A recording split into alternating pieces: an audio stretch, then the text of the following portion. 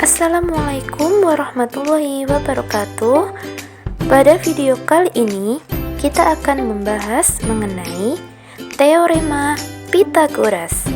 Tapi sebelumnya perlu kalian ketahui apa itu dalil Pythagoras. Berikut penjelasannya. Sebuah segitiga siku-siku dengan ketiga sisinya kita beri nama A, B, dan C. Pada sisi A disebut dengan sisi tegak. Pada sisi B disebut dengan sisi alas. Dan untuk sisi C disebut dengan sisi miring atau juga dapat disebut dengan hipotenusa. Apa itu sisi miring? Sisi miring itu sendiri merupakan sisi yang terpanjang dan berhadapan dengan sudut siku-siku. Dari penjelasan tersebut dapat kita ketahui mengenai dalil Pythagoras yang berbunyi, teorema Pythagoras menyatakan bahwa kuadrat sisi miring pada segitiga siku-siku sama dengan jumlah kuadrat kedua sisi siku-sikunya. Berarti kuadrat sisi miring yaitu C kuadrat sama dengan jumlah kuadrat kedua sisinya yaitu A kuadrat ditambah B kuadrat. Ini adalah bunyi dari teorema Pythagoras. Sekarang kita cek kebenaran dari dalil Pythagoras. Misal di sini ada 3 persegi. Untuk persegi yang berwarna hijau ukurannya 3 kali 3 yang berarti luasnya adalah 9. Persegi yang berwarna merah ukurannya 4 kali 4 yang berarti luasnya adalah 16. Dan persegi yang berwarna biru ukurannya 5 kali 5 yang berarti luasnya adalah 25.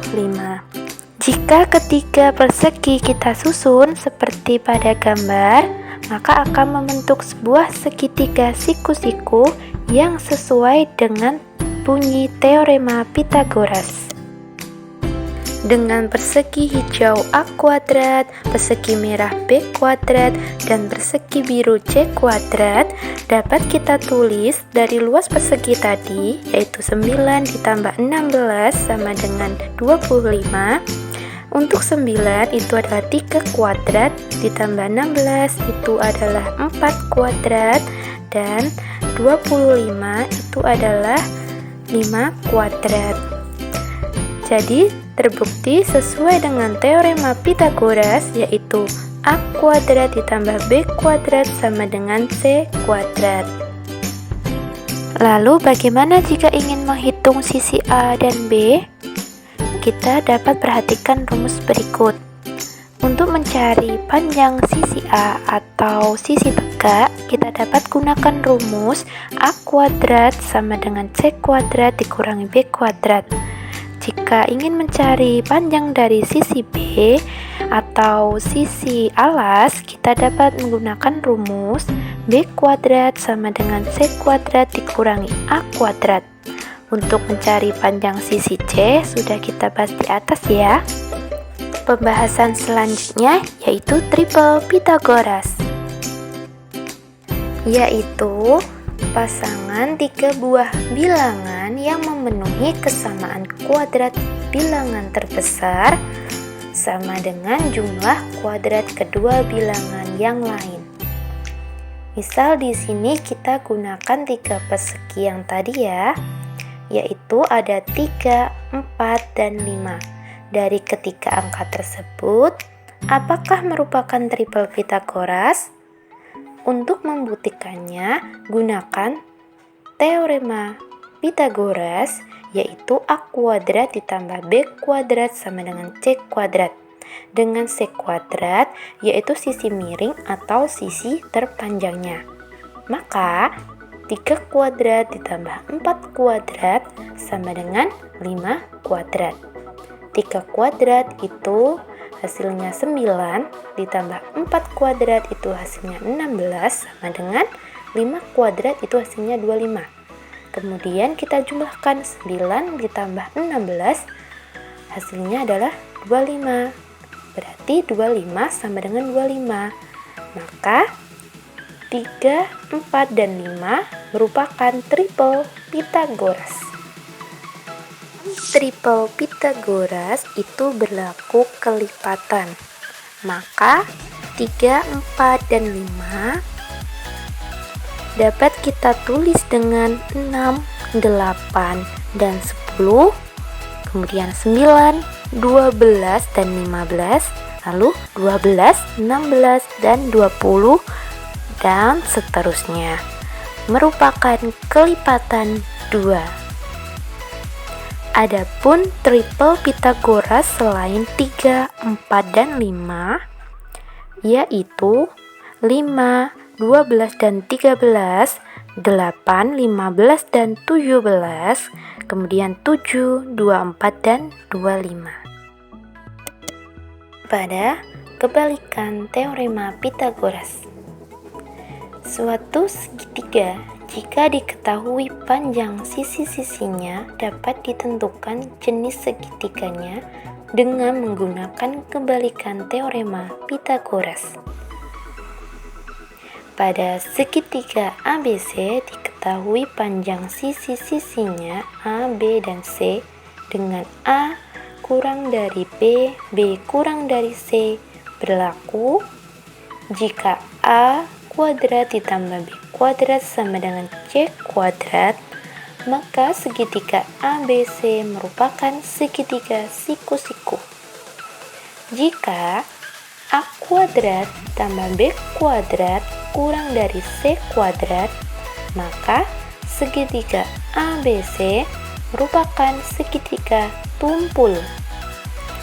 Jika A kuadrat ditambah B kuadrat lebih dari C kuadrat, maka segitiga ABC merupakan segitiga lancip.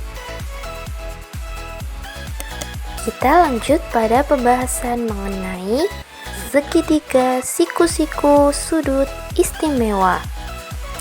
Yang pertama, segitiga untuk sudut sebesar 45 derajat, 45 derajat, dan 90 derajat. Yang kedua, segitiga dengan sudut sebesar 30 derajat, 60 derajat, dan 90 derajat. Baik, kita langsung bahas satu persatu ya. Pada segitiga dengan sudut sebesar 45 derajat, 45 derajat, dan 90 derajat, misal kita memiliki segitiga ABC. 90 derajat tentu adalah sudut siku-siku, yang artinya untuk sudut yang lain pasti besarnya adalah 45 derajat dan 45 derajat. Perhatikan besar sudut B dan C. Sama artinya sisi yang di hadapan sudut C dan sisi yang di hadapan sudut B itu pasti panjangnya sama. Karena AB dan AC panjangnya sama, maka segitiga ini dinamakan dengan segitiga siku-siku sama kaki. Ada perbandingan sisi-sisinya, bahwa perbandingannya adalah sisi yang di hadapan sudut 45 derajat adalah A. Kemudian yang di depan sudut A itu adalah A akar 2, atau boleh ditulis A bernilai 1 dan A akar 2 bernilai akar 2. Tadi kita punya sisi di depan sudut 45 derajat banding sisi di depan sudut 45 derajat dibanding sisi di depan sudut 90 derajat.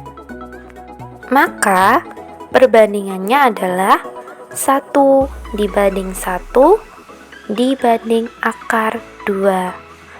Sebagai contoh, misal panjang AB adalah 4 cm.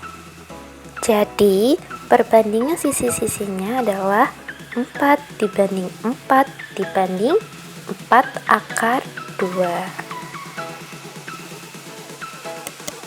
Kita lanjut ke segitiga siku-siku istimewa berikutnya yang mempunyai besar sudut 30 derajat, 60 derajat, dan 90 derajat. Perhatikan, 90 derajat sudut yang terbesar, maka pasti sisi yang di depannya adalah sisi yang terpanjang. Sedangkan 30 derajat adalah sudut yang terkecil, maka pasti sisi yang di depannya adalah sisi yang terpendek. Misal, kita punya segitiga ABC dan sebelah mana yang 30 derajat, sebelah mana yang 60 derajat. 30 derajat itu sudut yang terkecil, berarti sisi yang di depannya yang paling pendek yaitu sisi AB. Maka sudut C adalah 30 derajat. Dan sudut A-nya pasti adalah 60 derajat. Kita lihat perbandingan sisi-sisinya ya. Perbandingannya adalah bahwa di depan sudut 30 derajat adalah A. Maka yang di depan sudut 60 derajat adalah A akar 3. Sedangkan di depan sudut siku-siku adalah 2A. Atau boleh kita tulis perbandingannya adalah 1 akar 3 dan 2. Jadi, perbandingan untuk sisi di depan sudut 30 derajat dibanding dengan sisi di depan sudut 60 derajat dibanding sisi di depan sudut 90 derajat itu adalah 1 dibanding akar 3 dibanding 2. Kita coba dengan contoh. Misal, AB adalah 5 cm. Berarti 1 kan 5 banding akar 3 menjadi 5 akar 3 dibanding 2 itu 2 dikali 5 berarti 10. Maka perbandingannya adalah 5 banding 5 akar 3 dibanding 10. Perlu diingat lagi ya, kalau sisi di depan sudut 45 derajat, 45 derajat dan 90 derajat itu perbandingannya adalah 1 dibanding 1 dibanding akar 2. Sedangkan kalau yang sisi di depan sudut 30 derajat, 60 derajat, dan 90 derajat, perbandingannya adalah 1 dibanding akar 3 dibanding 2. Kita lanjut pada pembahasan yang terakhir, yaitu memecahkan masalah yang berkaitan dengan teorema Pythagoras. Pada contoh permasalahan yang pertama, seorang tukang bangunan akan memulai membuat bangunan rumah diawali dengan membuat pondasi, membentuk suatu bidang persegi panjang yang dipastikan keempat sudutnya adalah siku-siku.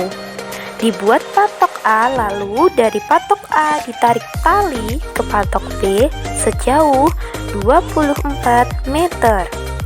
Dari patok AB dibuat sudut 90 derajat dengan pusat di patok A. Lalu dari patok A ditarik tali ke patok C sejauh 32 meter. Sehingga patok A, B, dan C membentuk sebuah segitiga siku-siku. Bagaimana mengukur jarak patok B ke patok C? Untuk mengukur jarak patok B ke patok C, tukang tersebut menggunakan teorema Pythagoras. Misal, jarak A ke C adalah A, kemudian jarak A ke B adalah B, dan jarak B ke C adalah C. Maka yang kita cari adalah panjang sisi C. Kita dapat menggunakan rumus, yaitu C kuadrat sama dengan A kuadrat ditambah B kuadrat. Setelah dilakukan perhitungan, didapatkan hasil yaitu 40. Jadi, jarak patok B ke patok C adalah 40 meter. Baik, kita lanjut ke contoh permasalahan yang kedua. Ada soal yaitu sebuah kapal berlayar sejauh 18 km ke arah barat dan kemudian berbelok sejauh 24 km ke arah utara. Hitunglah jarak terpendek kapal tersebut dari titik awal keberangkatan. Dari soal, kita dapat membuat sketsanya yaitu kapal berlayar dari sebuah pulau. Kita namakan Pulau A. Dengan arah mata angin dapat diketahui arah menuju Pulau B, yaitu ke arah barat sejauh 18 km, merupakan panjang dari sisi A. Kemudian berlayar kembali ke tujuan terakhir, yaitu Pulau C, ke arah utara sejauh 24 km, yaitu panjang dari sisi B. Maka, berapakah jarak terpendek yang dapat dilalui kapal dari awal keberangkatan yaitu Pulau A menuju Pulau C? Yang kita cari adalah panjang dari sisi C. Dari sketsa yang telah kita buat ini membentuk sebuah segitiga siku-siku. Maka untuk mencari panjang sisi C, kita gunakan rumus C kuadrat sama dengan A kuadrat ditambah B kuadrat. Kemudian, masukkan angka yang sudah diketahui. Setelah dilakukan perhitungan, didapatkan hasil yaitu 30. Jadi, jarak terpendek kapal tersebut dari titik keberangkatan adalah sejauh 30 km. Baik, kita lanjut ke contoh permasalahan yang ketiga ya. Sebuah tangga yang panjangnya 5 meter bersandar pada pohon. Jarak ujung bawah tangga terhadap pohon 3 meter. Hitunglah tinggi pohon yang dapat dicapai oleh tangga. Dari soal, kita juga akan membuat sebuah sketsa yang terlihat seperti pada gambar berikut. Dari gambar, itu membentuk sebuah segitiga siku-siku. Kemudian kita beri nama, yaitu sisi A, sisi B, dan sisi C. Dengan sisi A merupakan tinggi pohon, sisi B merupakan jarak pohon dengan tangga, dan sisi C merupakan panjang tangga. Maka berapakah panjang sisi A? Kita gunakan rumus teorema Pythagoras, yaitu A kuadrat sama dengan C kuadrat dikurangi B kuadrat. Kemudian masukkan angka yang sudah diketahui untuk mencari tinggi pohon. Setelah dilakukan perhitungan, didapatkan hasil yaitu 4. Jadi, tinggi pohon tersebut adalah 4 meter. Sampai di sini pembahasan kita mengenai materi teorema Pythagoras. Semoga video ini dapat bermanfaat untuk kalian dalam memahami teorema Pythagoras serta menyelesaikan permasalahan yang berkaitan dengan teorema Pythagoras. Ada yang harus selalu kalian ingat, seperti pantun berikut ini. Pisau di dapur haruslah diasah, supaya tajam dan jadi kuat. Belajar harus tanpa kenal lelah, agar dapat ilmu yang bermanfaat. Sekian, sampai jumpa kembali. Wassalamualaikum warahmatullahi wabarakatuh.